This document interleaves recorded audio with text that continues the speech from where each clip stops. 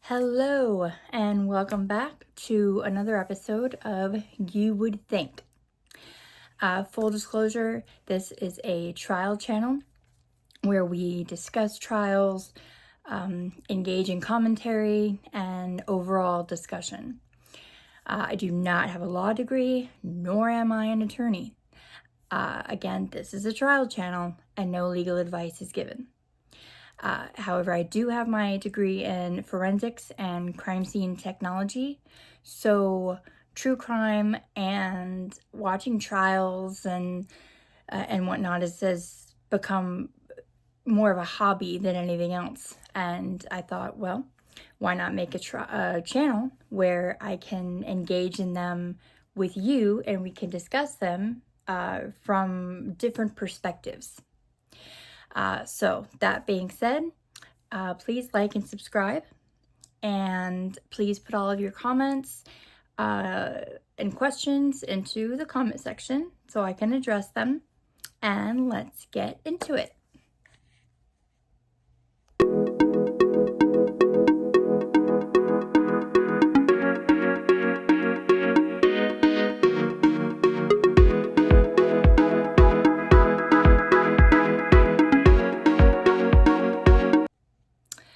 All right, so day one of Lindsay Clancy's murder trial. Little background, Lindsay Clancy is the mother of three who strangled her three children and then jumped out of her second-story bedroom window about 20 feet down and ended up paralyzing herself. She also had a few wounds on her wrists and neck to take into consideration as well. The Commonwealth came out with their arms swinging with emotion. They began, out of the first 3-4 words out of her mouth, started with the emotion of this case. They began talking about each child individually. What were they like, what their personalities were, and then they began laying out a timeline of January 24th, 2023, when this crime occurred. And they're talking, of course, about Lindsay, who was, that day she had taken Cora to the pediatrician's office for a doctor's appointment in the morning. Then later in the day, Lindsay, Cora, and Dawson. Cora is 5 years old. Dawson is 3 years old. Alan was the 8-month-old, so he sat this activity out.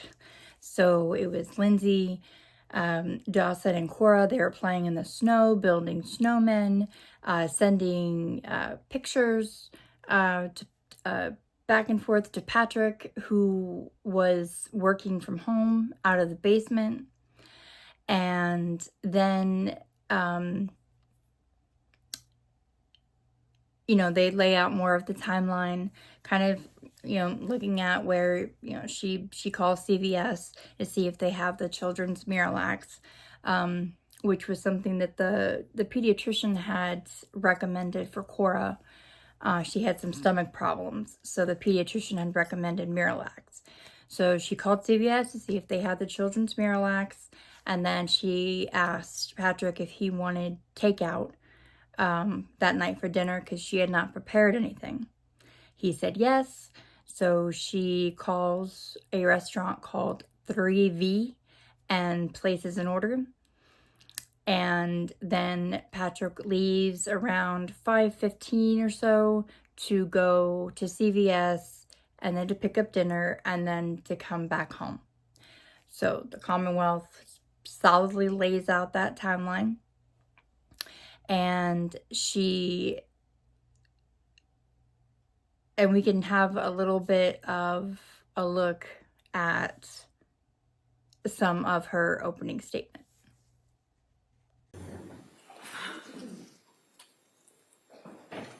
Morning, ladies and gentlemen. Cora. She had just turned 5. She was sweet, silly, smart. She She loved sparkly dresses and wearing bows in her hair. She loved princesses and baby dolls. She even tried to convince her preschool teachers at the beginning that her name was Sophia because she loved the Disney character Sophia the First so very much. Dawson. He was 3, a boy's boy. He was a bit rambunctious, but funny, full of energy. He loved trucks, construction trucks, fire trucks, and he spoke with a raspy little voice. Callan. Callan was just 8 months old. Always smiling with chunky cheeks, a sweet little baby. We are here, ladies and gentlemen, because they are not. They were strangled, deliberately and meticulously killed by this defendant on January 24th of 2023. One by one, she wrapped exercise bands around each one of the kids' necks and pulled until their little bodies were limp and lifeless. First Dawson, then Cora, and finally Callan. Your job, ladies and gentlemen, is not easy in this case. The evidence will be difficult to see, to hear, to process. Testimony of witnesses, family, friends, teachers, people who knew the Clancy family, people who saw them regularly, people who saw them on the day in which this defendant killed them. Hear testimony from first responders. They're going to tell you about what they discovered when they came into the Clancy home at 47 Summer Street in Duxbury on January 24th. You'll hear evidence about the defendant during that time period, observations of her physical appearance, her demeanor. You'll hear testimony about what she was reporting to her friends and family and doctors during this time period. The list of witnesses is quite long. Law enforcement, firefighters, friends, family, teachers, crime scene investigators, forensic scientists, toxicologists, medical examiners, experts. We expect over the next few weeks that you will be able to, or will be able to present to you a clear picture of what was occurring in the Clancy household on January 24th of 2023. We ask that you keep an open mind when you're hearing this evidence, and during the course of the trial, don't forget that you use your common sense and your life experience. Those are things that you bring as jurors to the courtroom every day, and it's what's going to take you into the deliberation room at the end of this trial. So what happened? On January 24th, 2023, it had recently snowed. It was in fact a Tuesday. Tuesdays were days that Cora and Dawson usually went to preschool. They attended the Learning Sprouts preschool in Duxbury, but they didn't attend on Tuesdays, so on this day, they were home. On this particular day, Cora, who had just turned 5, had an appointment at the doctor's, an annual checkup, and so the defendant brought her first thing in the morning to the doctor's. Defendant's husband, Patrick Clancy, was home and he was caring for Callan and Dawson while defendant took Cora to the doctor. Pretty normal. You'll hear and see that Patrick and the defendant exchanged text messages that morning. Patrick sends a photo of Dawson, who had just dressed himself that day and he was jumping for joy. And he sends that text to the defendant while she's at the doctor. And while at the doctor, the defendant sends a text of Cora and her little Johnny and mask to Patrick. When the defendant and Cora returned home that morning, Patrick went downstairs to his basement office to do work, same as he had normally done on any other day since returning from paternity leave. And then the defendant was charged with caring for the kids for the rest of the day. She put Callan down for a nap, bundled up Cora and Dawson, took them outside to the backyard, and played in the snow. They built a snowman. The defendant sent pictures of the snowman and the kids in the snow to Patrick when he's working in the basement, and her mom, who was living in Connecticut, who had just been there that weekend but had gone home. The day proceeds as normal. You'll hear Patrick describe it as a good day, actually. In the late afternoon, around 4 p.m., the defendant searched on her phone for kids' Miralax. She searched takeout 3V, and she opened the Apple Maps on her phone and searched the route that it would take to get from their house to the 3V restaurant in Plymouth. She searched how much time and how far it was. Now, this restaurant had been a place that the family had eaten before, but wasn't their normal takeout spot. She also called CVS and asked them about the kids' Pedialax or Miralax. And that's because at the doctor earlier that day, the doctor had recommended a laxative for Cora because she had some stomach issues. She had complained of an upset tummy at school the day before, you'll hear. She had some issues where she didn't like to go to the bathroom at school, a little bit embarrassed. So they suggested the Pedialax. So she calls CVS and she confirms that they actually have it at their local CVS in Kingston.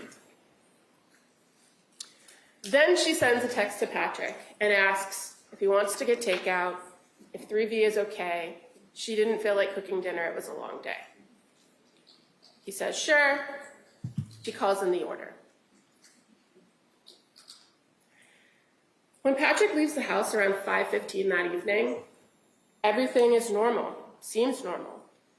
He sees Dawson eating chicken nuggets and green beans on the couch before he walks out the door.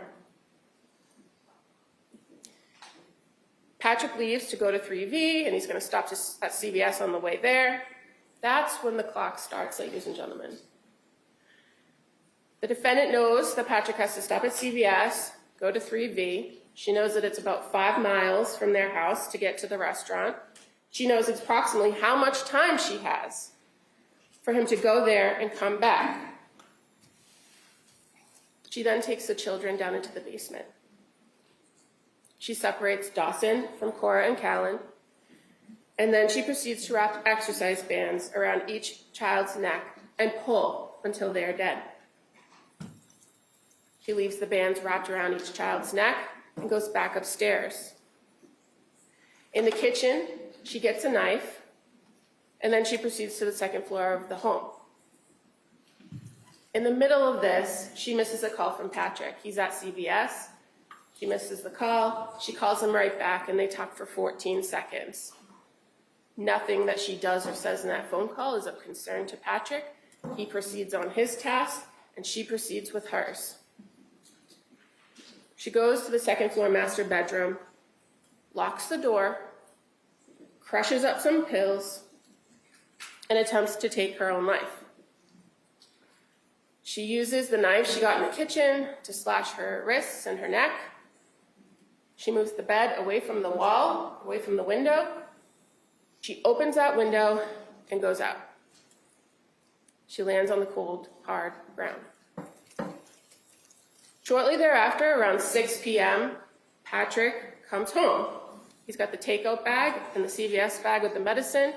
He enters into the house through the mudroom door into the kitchen area, places the bags down. It's eerily quiet. He calls to the kids, no answer. He calls to the defendant, no answer. He takes out his phone and dials the number for Lindsay's phone, defendant's phone. No answer. He then goes upstairs and finds the master bedroom door locked. He opens it and enters the room, sees blood and the window open. He then goes to the backyard, and that's where he finds the defendant. She's on the ground outside that window, moaning and mumbling. At 6:11 p.m., he calls 911 for help. First responders arrive to the home almost immediately. He's still on the phone with 911 when the responders arrive, and they go right to the backyard and tend immediately to the defendant. While they're with the defendant, Patrick tells the first responders, I need to find my kids. He had asked the defendant where the kids were, and she told them they were in the basement. So when he went in the house, that's the first place he went, down into the basement. He's still on the phone with 911 when he finds each child with an exercise band still wrapped around their neck. He screams for help and he says, he killed the kids. Efforts made to resuscitate Cora and Dawson were futile, but first responders from Duxbury and the surrounding communities were persistent, and they kept trying to resuscitate them all the way to the hospital. But when they arrived at the hospital, there was nothing more that medical staff could do for Cora and Dawson. The staff at Beth Israel were able to get a heartbeat on Callan, but he never started breathing on his own. He never regained consciousness. He had no brain activity. Nonetheless, he was transferred to Boston Children's Hospital, where he died 3 days later on January 27th. The defendant was taken to South Shore Hospital and then transported subsequently to Brigham and Women's in Boston. She had multiple traumas, including spinal injuries, as well as superficial injuries to both her wrists and her neck. She is paralyzed. We expect during the course of this trial that you'll hear the defendant made claims that either right after Patrick left the house or after he called her from the CVS, depending on which version of the events she's telling, she heard a voice, a male voice, a voice that she had never heard before, a voice that she never heard again. And that voice told her that it was her last chance, that she had to kill the kids so that she could kill herself. She immediately took action when she heard the voice, with no direction or details from this so-called voice, and she killed the children. Once she killed the children, the voice stopped. When you consider this information in the course of the trial, ladies and gentlemen, I ask that you consider the source, the timing, the substance of her statements about this voice. You're also going to hear from, or you may hear from, forensic psychologists and psychiatrists who talk about what's called command hallucinations and voices that people hear before they do something. And when you hear that testimony, I ask that you keep in mind the details of what she's saying the voice told her and the details of when this voice spoke to her. Another important thing to remember throughout the course of this trial is that this is not a case about the Lindsay Clancy that sits before you today. This case is about the Lindsay Clancy on January 24th, 2023, at the time of the crimes. This was not a woman in the throes of psychosis on January 24th, 2023. This was a woman who acted intentionally, rationally, and swiftly to accomplish a very specific goal: to kill. You'll see and hear evidence about all the things that she did that day, what she did in the days leading up to this incident, leading to the murders. You'll hear her spending time with her family and friends. You'll hear her appearing to be in good spirits and doing better for all intents and purposes. On that very day, you'll hear she interacted with people at the doctor's office. She came home and took care of the kids. She talked to people on the phone and via text message. The evidence will show you she was not psychotic that day.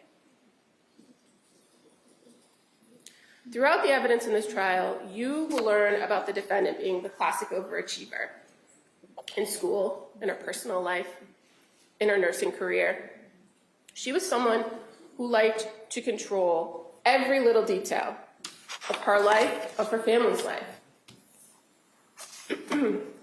In contrast to pictures you'll see of the doting mother, the dedicated nurse, you'll also see a side of Lindsay Clancy that's different. Somebody extremely controlling, meticulous, and manipulative. The days were laid out with specificity. Strict schedules were expected to be maintained. Food was planned carefully. Sleep was scheduled to the minute. And in the time after Callan was born, her last baby, the family had to adjust. And by all sources that I expect you're going to hear at that trial, that summer was great. But after Patrick had finished his paternity leave and was back to work full time, when she no longer had a nanny to watch the baby, do laundry, tidy up the house, follow her schedule, when she was responsible for it all, it was hard. It was hard for her to maintain that control. It was hard for her to bond with her kids. And in efforts to maintain control, she withheld information from her husband, from her doctors. She reported serious symptoms that were inconsistent with her daily activities, you'll hear. And ultimately, on January 24th, 2023, the defendant made a calculated decision. This was a woman who no longer liked the life she thought she wanted. It was getting harder and harder to control. And when she saw the opportunity to escape, she made the selfish choice to take it, and to take Cora, Dawson, and Callan first before attempting to take her own life. Ladies and gentlemen, this is not a public debate about women's mental health and how the medical system treats women. This case is about this defendant, Lindsay Clancy. There is no dispute that she was dealing with mental health issues during this time period prior to the murders. There'll be medical records, medical doctors, mental health professionals that will talk about treatment, prescriptions, hospital visits. All that's going to be before you. The evidence will show that this defendant had a means and access to mental health that most people don't. And she chose to deal with her mental health issues in the worst way.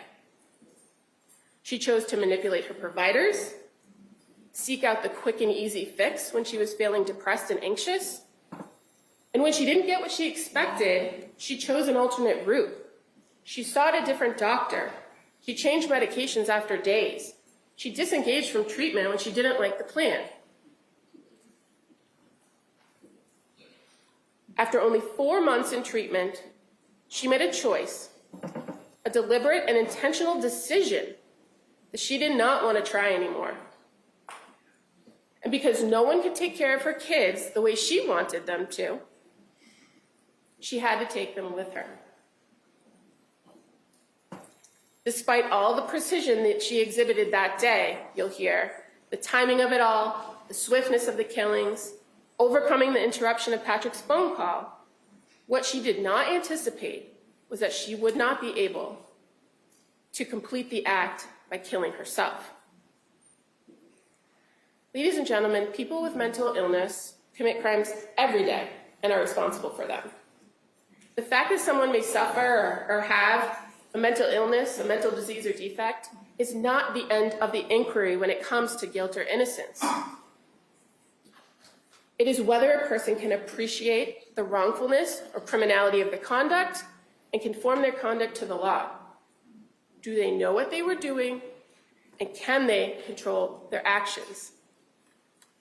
The evidence in this case will prove beyond a reasonable doubt that this defendant coldly and efficiently executed first Dawson, then Cora, and finally Callan. One by one, she strangled the life out of each one of them. She did so with no hesitation, with deliberate premeditation, and extreme atrocity and cruelty.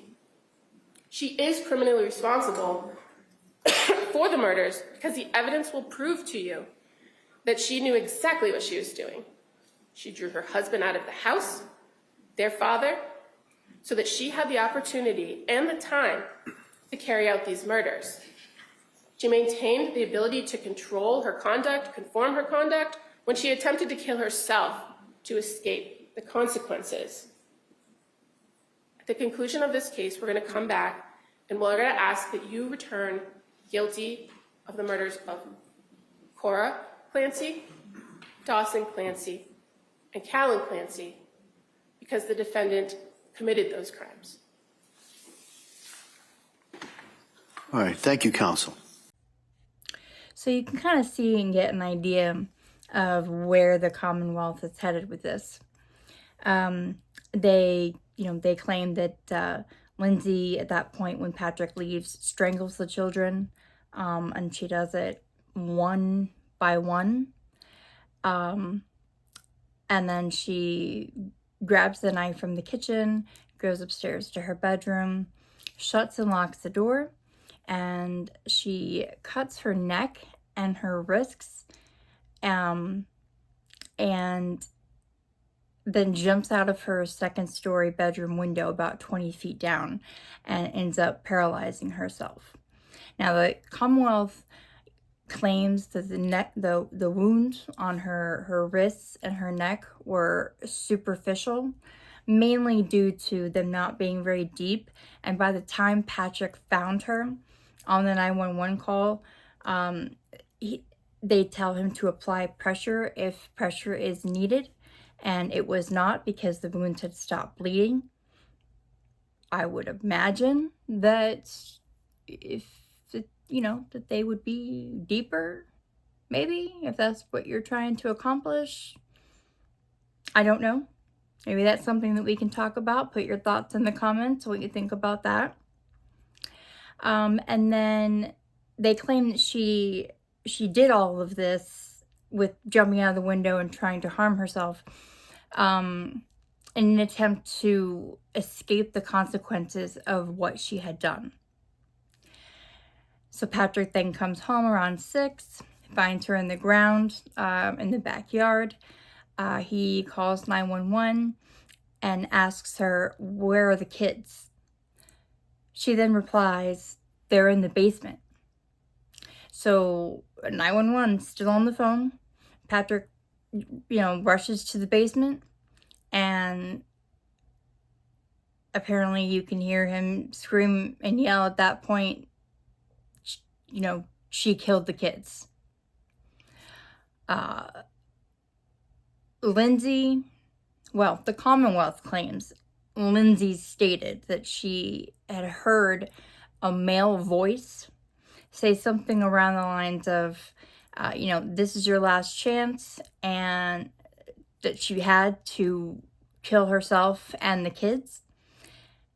But interestingly enough, she claimed that she never heard the voice before and she never heard the voice after, seemingly to suggest that she only heard the voice right then and that time period, which of course would make you stop and think and go, well, that's fairly convenient. And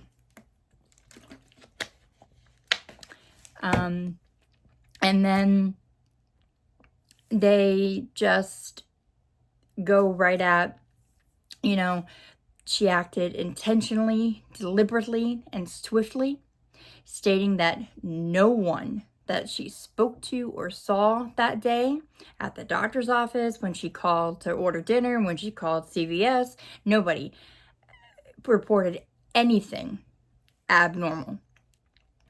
And that they claim that Lindsay herself was a very controlling and meticulous and manipulative individual, and claims that she no longer liked the life that she was living, and that she manipulated her doctors so that when she didn't get the diagnosis that she wanted, she would go get another doctor, kind of suggesting doctor shopping. So that was the majority of the Commonwealth's opening statement. And the next video, which will be about the defense's opening statement. Thank you so much for joining me. Again, like and subscribe, and I will see you again.